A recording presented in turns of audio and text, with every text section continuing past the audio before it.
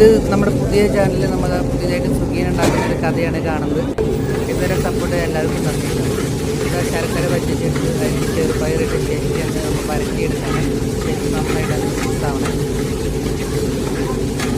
നമുക്ക് വേണ്ടി ഇത് ഉണ്ടാക്കുന്നത് നമ്മുടെ മിക്സുമാണ്, കോട്ടയംകാരൻ മിക്സുമാണ് നമുക്ക് വേണ്ടി സുഖീൻ ഉണ്ടാക്കുന്നത്. ഇത് നമ്മതിലേക്ക് തേങ്ങാപ്പീരിയാണ് എടുത്തത്. അല്ല 6 തേങ്ങയുടെ പീരിയാണ് നമ്മതിലേക്ക് മിക്സ് ചെയ്തിരുന്നത്. ഇനി ശരിക്കും നന്നായിട്ട് അങ്ങോട്ട് ഇളക്കണേ.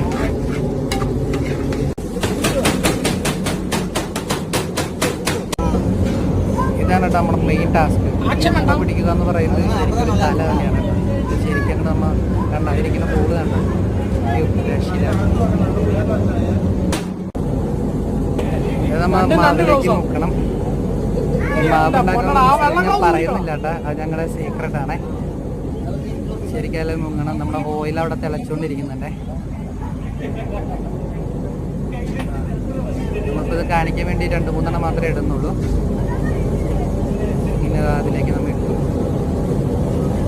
ഇത് പ്രത്യേകം ശ്രദ്ധിക്കണം കേട്ടോ, ഓയിൽ ശരിക്കും തിളച്ചിട്ടുണ്ടാവണം. ഇല്ലെങ്കിൽ ശരിക്കും സുഖിയാൻ ഓയിൽ പിടിക്കും.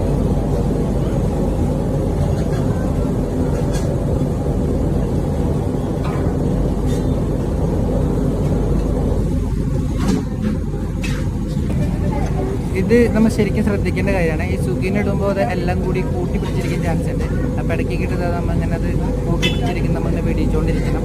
ഇടയ്ക്കായിട്ട് കോരിക്കൊണ്ടിരിക്കുമ്പോൾ എല്ലാ ഷെയ്ഡും ശരിക്കും നന്നായിട്ട് പൊരിഞ്ഞ് നമുക്ക് ശ്രദ്ധിക്കുന്നത്. കൂട്ടി പിടിക്കുന്ന കാര്യം അത് കണ്ടില്ല. കൂട്ടി പിടിക്കുന്ന സാധനം നമ്മൾ ശരിക്കും അതുപോലെ പിടിക്കണം.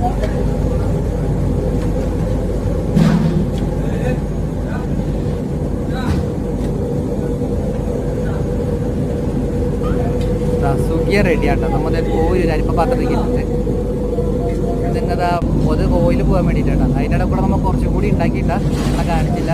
അപ്പോൾ ശരിക്കും ഓയിലൊക്കെ മാറി രുചി തന്നെ സുഖിയ റെഡിയാണ്. ഇതുവരെ ഞങ്ങളെ സപ്പോർട്ട് ചെയ്ത എല്ലാവർക്കും നന്ദി.